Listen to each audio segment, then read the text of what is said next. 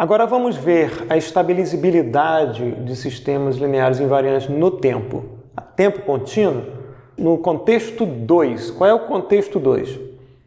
Vai ser um slit MIMO, múltiplas entradas e múltiplas saídas, de ordem N, mas o par AB não é controlável, ao contrário do que a gente viu antes. A gente viu até então par AB completamente controlável. Agora não. Agora o par AB não é controlável.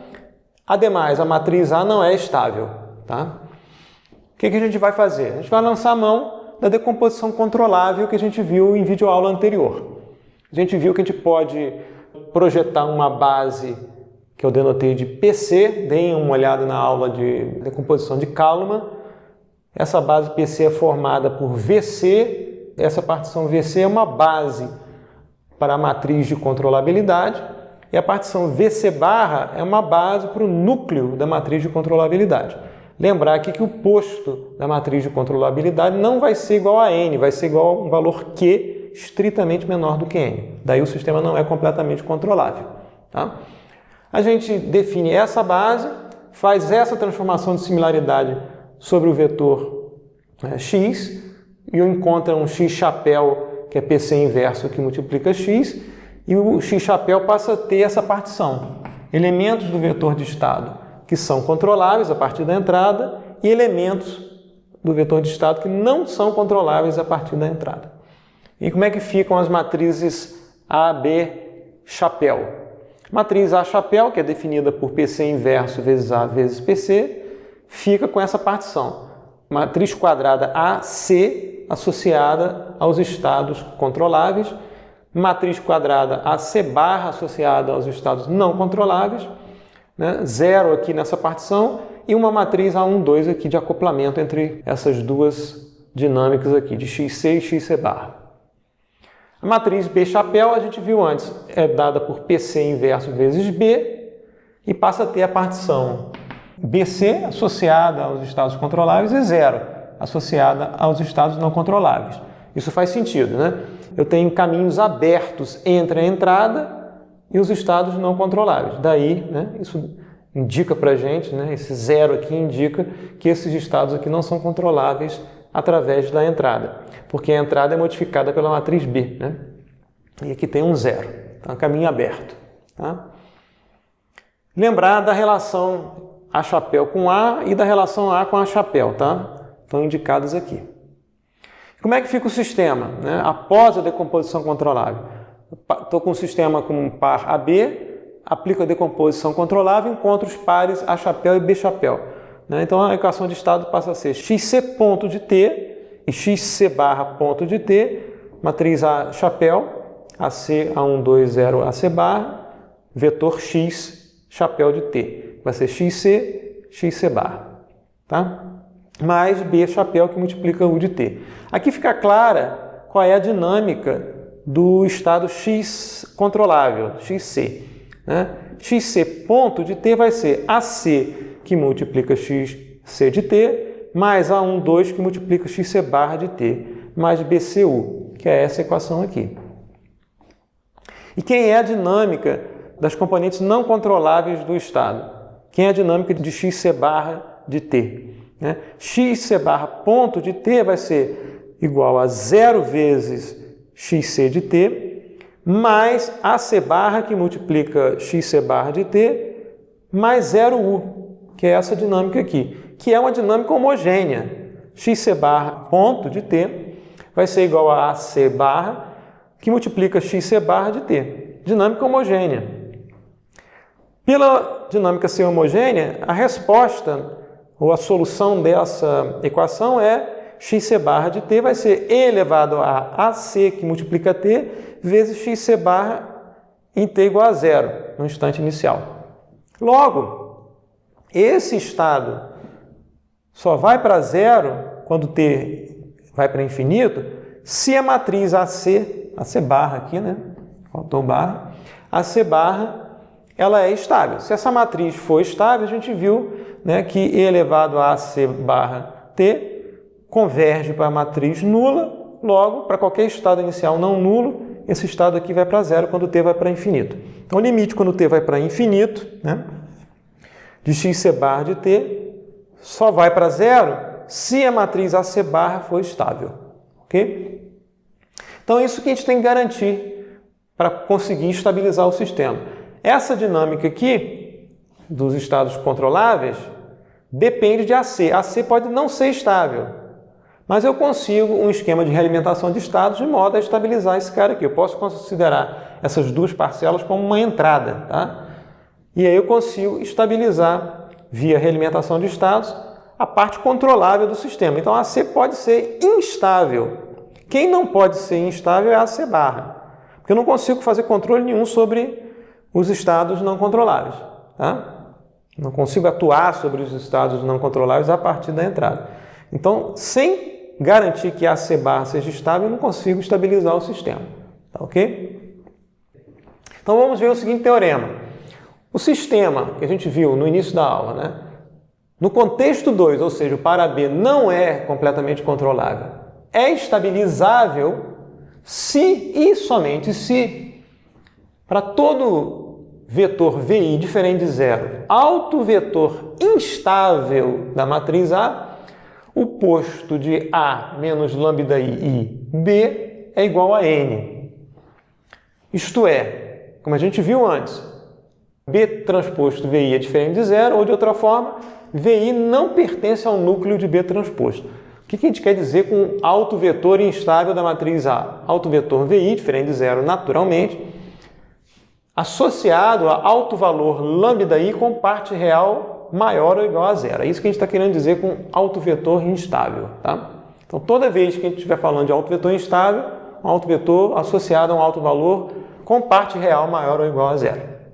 Então, a gente vai fazer a demonstração em duas partes. Parte 1, a gente vai mostrar a ida do teorema, ou seja, se o sistema é estabilizável implica o posto de A menos lambda I B é igual a N, ou de outra forma, vamos ver essa forma aqui, né? VI não pertence ao núcleo de B transposto, para VI autovetor instável, tá? E depois a gente vê a parte 2, a volta, ou seja, se o VI instável não pertence ao posto de B transposto, então o sistema é estabilizado. Porque tem um se, somente se aqui, então a gente tem que mostrar que a sentença 1 implica a sentença 2 e a sentença 2 implica a sentença 1.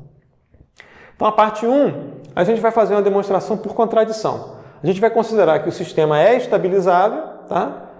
A gente quer mostrar que isso implica que VI não pertence ao núcleo de B transposto. Então, a gente vai formular uma hipótese contrária a esse resultado aqui. A gente vai formular uma hipótese tal que para VI instável, VI está ou pertence ao núcleo de B transposto.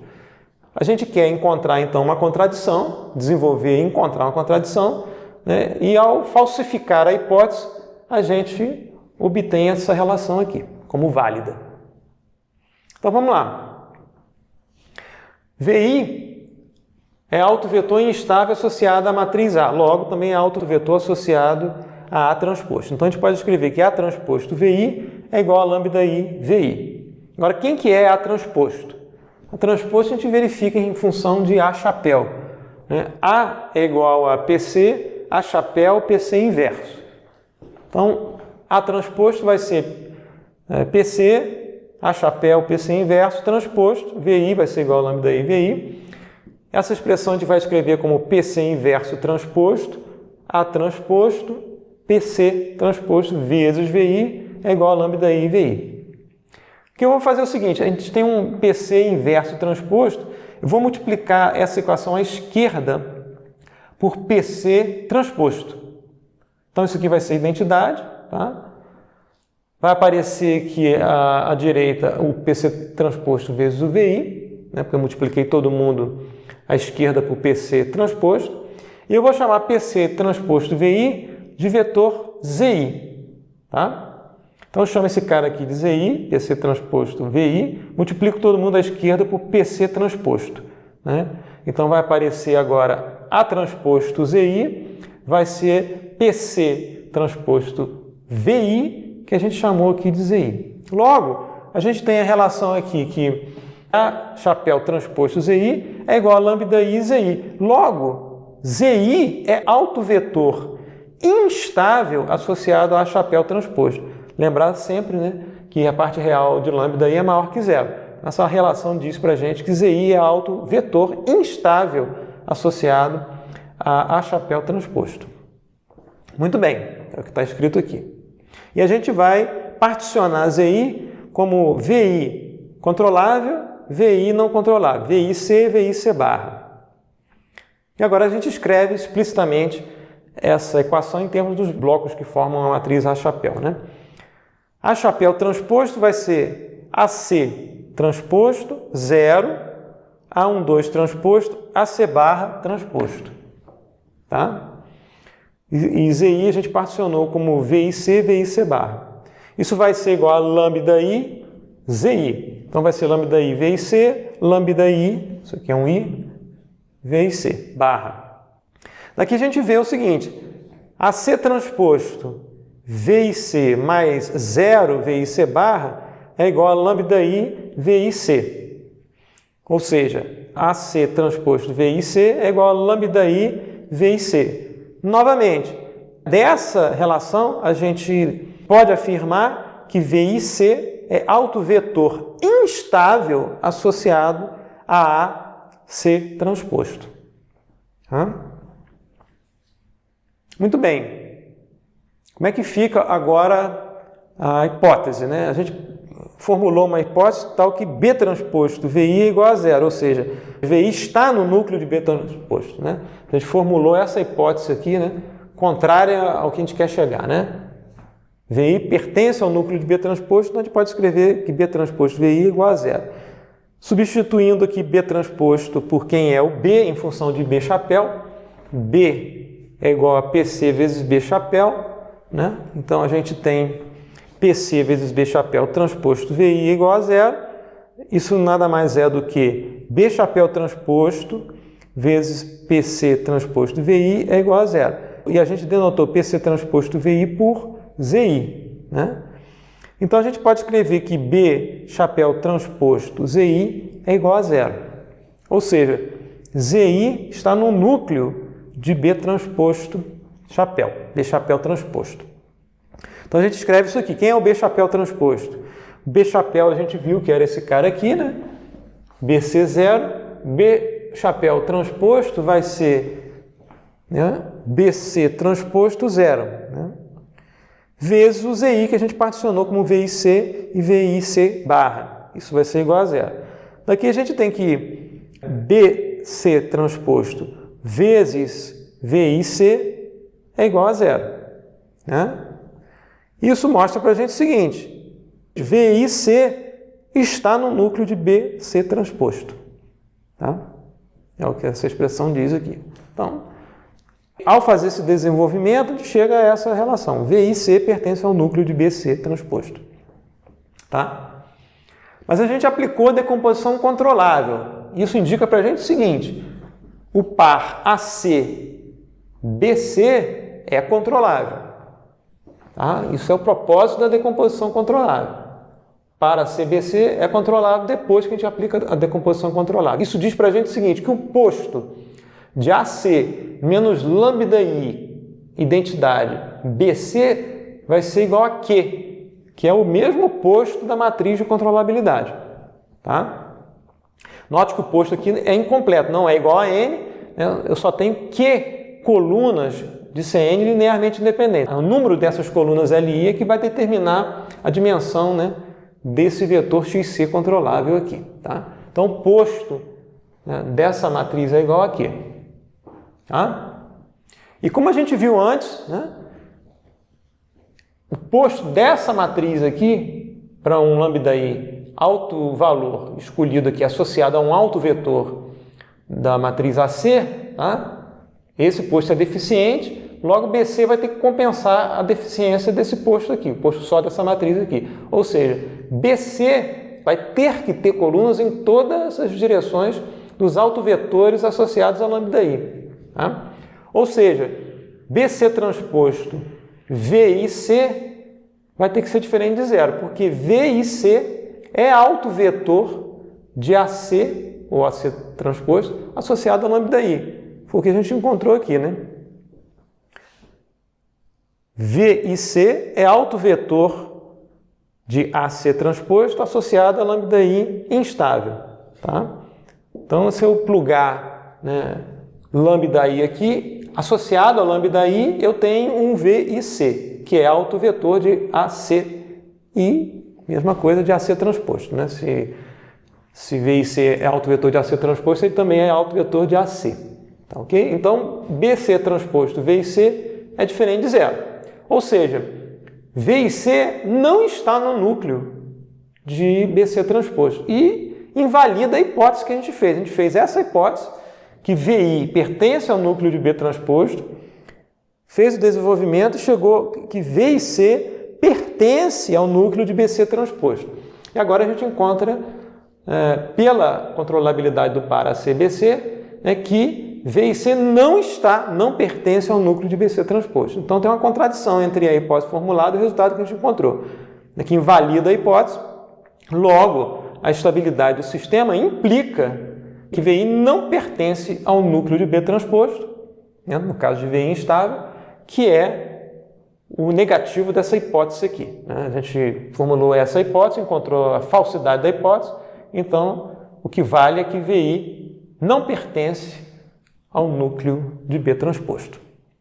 Aí em seguida a gente vai mostrar a volta. Né? Se VI não pertence ao núcleo de B transposto, então o sistema é estabilizável. Agora a gente tem que mostrar a parte 2 do teorema, porque tem um se e somente se. Já que a gente mostrou a relação, o sistema é estabilizável, implica autovetor VI não pertence ao núcleo de B transposto, para completar a demonstração a gente pode mostrar o negativo dessas sentenças, ou seja, o sistema não é estabilizável, implica o negativo dessa sentença aqui, VI pertence ao núcleo de B transposto, ou existe autovetor instável de A que pertence ao núcleo de B transposto. É o que a gente vai fazer na parte 2 da demonstração do teorema. A gente vai mostrar que, se o sistema não é estabilizável, então existe autovetor instável de A ou A transposto associado a lambda I que pertence ao núcleo de B transposto. Tá? Lembrar que autovetor instável significa que lambda I tem parte real maior ou igual a zero. Tá? Aqui. Muito bem. O que significa o sistema não ser estabilizável? A gente viu lá no início da aula. A gente vai olhar a matriz AC barra associada aos estados não controláveis do sistema e a gente viu que para o sistema ser estabilizável, essa matriz não pode ter autovalores com parte real maior ou igual a zero. Então, se o sistema não é estabilizável, a gente pode dizer o seguinte: existe autovetor VIC barra instável de AC barra, tá, associado a lambda I. E já que esse autovetor é instável, parte real do lambda I tem que ser maior ou igual a zero. Então, a gente pode escrever a relação AC barra transposto VIC barra é igual a lambda I VIC barra. Lembrar que se VIC barra é autovetor de AC barra, ele também vai ser autovetor de AC barra transposto. Muito bem. Lembrar também que VIC barra, por ser autovetor, tem que ser diferente de zero. A gente pode escrever essa relação aqui em termos da matriz A chapéu transposto. A gente pode escrever isso como A chapéu transposto, que multiplica um vetor 0 VIC barra, né? Porque A chapéu transposto é AC transposto, 0, A12 transposto, AC barra transposto. Então isso vai ser AC transposto vezes 0, mais 0 vezes VIC barra, que é igual a 0, A12 vezes 0, mais AC barra transposto, VIC barra, que vai ser igual a lambda I VIC barra, que é a mesma equação aqui. Eu só escrevi de forma expandida, né? Expandindo o vetor VIC barra para o vetor WI, que eu estou definindo como 0 partição VIC barra. Tá? Daqui a gente escreve de forma compacta que A chapéu transposto WI é igual a lambda I WI. Isso diz para a gente que WI é autovetor instável de A chapéu transposto. Aqui é lambda I. A gente quer chegar numa relação tal como essa, não para A chapéu, mas para A. O que eu faço? Transformo A chapéu em A. A gente sabe qual é a relação entre A e A chapéu. Né? A chapéu é igual a PC inverso, que multiplica A, que multiplica PC, isso aqui é A, chapéu, transposto, WI é igual a lambda I, WI. Isso aqui nada mais é do que PC transposto A transposto, PC inverso transposto, e vou chamar PC inverso transposto WI do vetor UI, tá?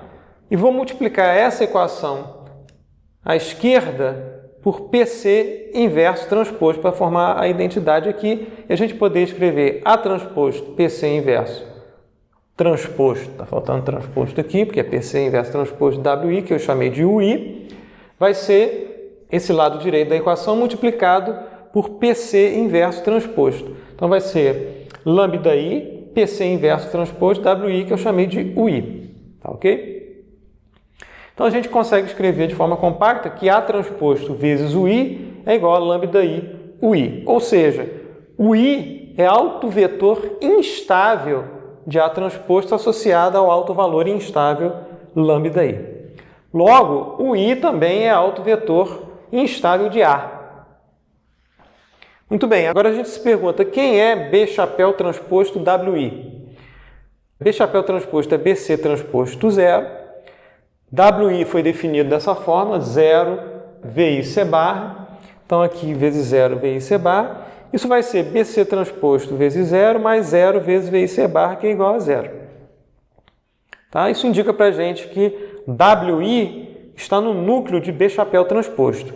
A gente quer saber se existe autovetor instável da matriz A no núcleo de B transposto. O que a gente faz? Transforma o B chapéu em B. A relação entre B chapéu e B é a seguinte: B chapéu é igual a PC inverso vezes B, transposto aqui, tá?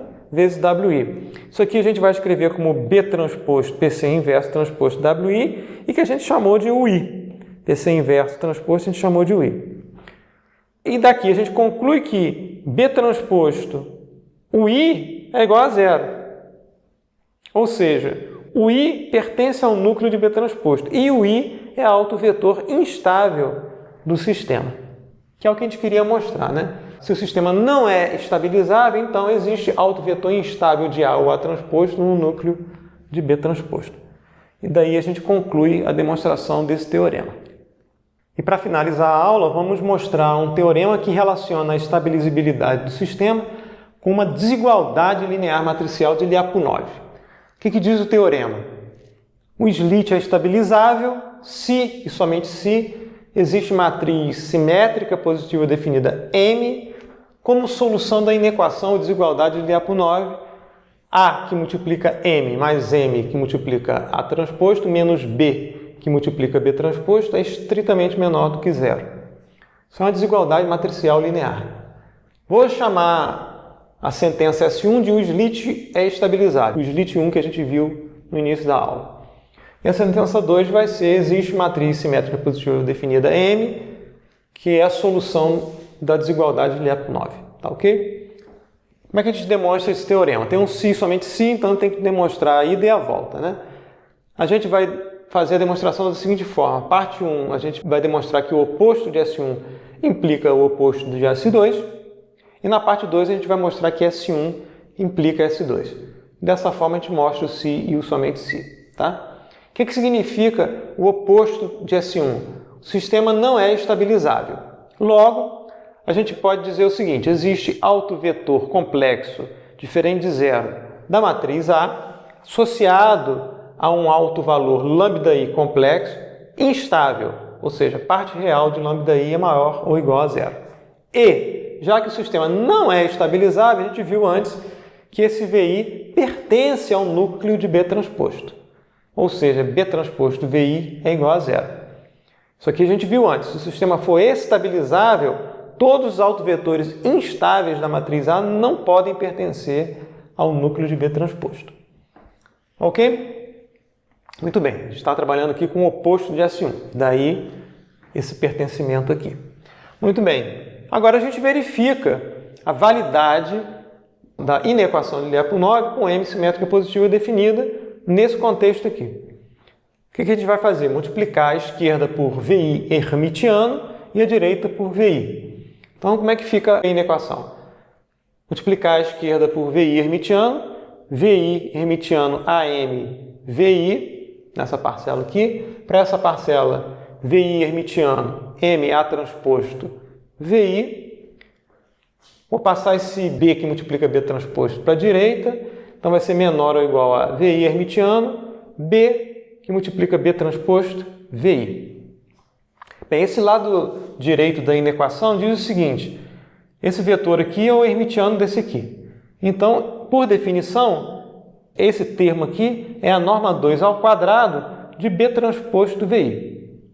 E a gente viu aqui que como VI pertence ao núcleo de B transposto, esse produto B transposto VI é igual a zero, e como o vetor aqui é igual a zero, a norma também é igual a zero. A gente trabalha agora o lado esquerdo da inequação. VI hermitiano A gente pode escrever como lambda-I complexo conjugado VI hermitiano, porque VI é autovetor de A. E esse produto VI hermitiano MVI, já que M é matriz simétrica positiva definida, é um escalar beta maior que zero, estritamente maior que zero. Então essa parcela aqui é lambda-I complexo conjugado vezes beta. Essa parcela aqui, a gente tem VI hermitiano M A transposto VI. A transposto VI a gente pode escrever como lambda-I que multiplica VI.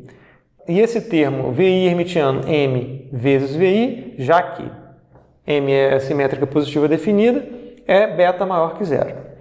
Então a gente tem aqui do lado esquerdo, né, lambda-I complexo conjugado vezes beta mais beta vezes lambda-I. Isso aqui nada mais é do que 2 vezes o valor real de lambda-I vezes beta, né, e que vai ser menor ou igual a zero. Tá? E essa inequação é, obviamente, falsa, porque essa quantidade aqui do lado esquerdo é um valor alfa maior ou igual a zero. Beta é estritamente maior que zero. 2 é maior que zero. Parte real de lambda-I é maior ou igual a zero. Então, esse valor 2 real de lambda-I vezes beta é maior ou igual a zero, que não pode ser menor que zero. Tá? É falso. Essa desigualdade é falsa. Então, a gente mostra que o oposto de S1 implica o oposto de S2. Agora, a gente precisa mostrar que S1 implica S2. Parte 2. S1 implica S2. S1 diz o seguinte: o sistema é estabilizável. Quais são as condições que a gente tem que atender para o sistema ser estabilizável no caso de um sistema que não é completamente controlável? A gente está falando do contexto 2. O para B não tem posto completo, mas tem posto Q menor que N. Após fazer a decomposição controlável, a gente tem que atender 2 requisitos. A matriz AC barra, ou seja, a matriz associada aos estados não controláveis, tem que ser estável, a gente já viu isso antes. Isso implica daquela relação entre estabilidade e equação de Lyapunov, que AC barra M mais MAC barra transposto é igual a menos N para M e N, ambas matrizes simétricas positivas definidas. Isso a gente viu em videoaula anterior. Condição de estabilidade para uma matriz A e equação de Lyapunov. No mais, para a gente conseguir estabilizar a matriz AC, o par AC-BC tem que ser controlável. Isso implica o seguinte: a gente viu no início da aula, quando a gente trabalhou com a matriz ATIL, né, estabilizável para um μ maior que zero, e encontrou que o par ATIL B era controlável, e encontrou essa equação aqui. A vezes WA mais WA transposto. Lembrar que WA era o gramiano de alcançabilidade, menos B transposto é igual a menos 2μWA para μ maior que zero. Lembrar que o ATIL aqui foi definido como menos μ e N menos A, e a gente relacionou o ATIL com a matriz AR do sistema em malha fechada. Tá? Mas o que eu quero dizer é o seguinte: se o ATIL, um ATIL qualquer, uma matriz A é estabilizável, vai valer essa equação aqui. Então a gente pode escrever que AC vezes W mais WAC transposto menos BC transposto vai ser igual a menos 2μW, né? E eu vou chamar 2μW de Q. Isso para μ maior que zero. Para μ maior que zero, tanto W quanto Q, definido dessa forma, serão matrizes simétricas positivas definidas. Tá? Agora, como é que a gente escreve de forma conjunta essas duas equações? Uma envolvendo o AC barra e a outra envolvendo o AC. A gente vai definir uma base P, que é uma matriz bloco diagonal. Esse bloco aqui é o W dessa equação aqui. E esse bloco aqui é o ρm, o M, matriz simétrica positiva definida daquela primeira equação. E os outros blocos aqui são nulos. Então, a matriz bloco diagonal e o ρ é estritamente maior que zero. Já que aí na equação de Lyapunov tem essa cara, né, a gente vai se perguntar quem é A chapéu P mais P vezes A chapéu transposto menos B chapéu transposto. Vocês podem perguntar por que você está usando as matrizes A chapéu e B chapéu e não as matrizes A e B? Porque é mais fácil usar A chapéu e B chapéu por causa da decomposição controlada. Mas a gente viu que mudanças de base, né, não vão afetar suas propriedades de controlabilidade, estabilizabilidade, etc. Então a gente vai fazer, no caso aqui, para A chapéu e B chapéu, né, e isso pode ser feito, só que de forma muito mais complicada, para as matrizes A e B. É só uma questão de conveniência e simplicidade de demonstração. Então a gente vai substituir essas matrizes aqui pelos que elas são. A chapéu é essa matriz AC, A1, 2, 0, AC barra. P é essa matriz aqui. Mais P, que multiplica A chapéu transposto, que é AC transposto, A1, 2 transposto, 0, AC barra transposto. Menos B chapéu, que é BC 0, vezes B chapéu transposto, que é BC transposto 0. Esse produto aqui vai ser igual a BC transposto 0, 0, 0. Tá? Agora a gente encontra os elementos da matriz equivalente. O primeiro elemento aqui vai ser AC vezes W, mais A1, 2 vezes 0, que é esse cara aqui, mais W vezes AC transposto mais 0 vezes A1, 2 transposto, que é esse cara aqui, menos BC, que multiplica BC transposto, tá? Que é esse primeiro bloco aqui. Esse segundo bloco vai ser AC, que multiplica 0, mais A1, 2, que multiplica ρm, que eu vou escrever aqui como ρ, que é um escalar, A1, 2 vezes m, mais W vezes 0, que é 0, mais 0 vezes AC transposto, menos 0. Tá? Então fica só esse termo aqui. Esse termo aqui vai ser 0 vezes W, mais AC barra vezes 0, que é 0, mais 0 vezes AC transposto, mais 0 vezes AC transposto, mais ρm vezes A1, 2 transposto, que é esse cara aqui, ρm vezes A1, 2 transposto, menos 0. Tá? Fica só esse termo aqui. E esse último termo aqui vai ser 0 vezes 0, mais AC barra vezes ρm, que eu vou escrever aqui como ρ AC barra m, mais 0 vezes 0, mais ρm vezes AC barra transposto, que é ρ vezes m vezes AC barra transposto, menos 0. Tá? Então fica só esse termo aqui. Muito bem. Esse bloco aqui, a gente vê que por essa equação aqui é igual a menos Q. Então a gente pode escrever aqui, né, substituir esse bloco todo aqui por menos Q. Esse bloco aqui nada mais é do que se a gente colocar o ρ em evidência, do que ρ que multiplica, entre parênteses, AC barra m mais m AC barra transposto, que é igual a menos n. Então isso aqui vai ser igual a menos ρn. Tá? Esses dois termos aqui, esses dois blocos, são um transposto do outro. Você tem ρ que multiplica m, que multiplica A1, 2 transposto, e aqui ρ que multiplica A1, 2 vezes m. Lembrar que m é matriz simétrica positiva definida, logo m, né, é igual a m transposto. Tá? Então, isso aqui eu posso escrever como ρ que multiplica m transposto A1, 2 transposto, que é o transposto de ρ que multiplica A1, 2 vezes m. Tá ok? Se eu colocar um menos antes aqui dessa matriz, né, isso vai ser menos, né, coloquei um menos aqui para fora, né, isso aqui vai ser, a matriz vai ficar com essa cara, né, os blocos aqui na diagonal para ρ maior que zero são de matrizes simétricas positivas definidas, tá? E para ρ maior que zero, né, essa matriz aqui é simétrica positiva definida e menos uma matriz simétrica positiva definida é menor que zero. Tá? E a gente demonstra a relação S1 implica S2 para os pares A chapéu e B chapéu, mas dá para fazer o mesmo para as matrizes A e B, a menos uma transformação de base.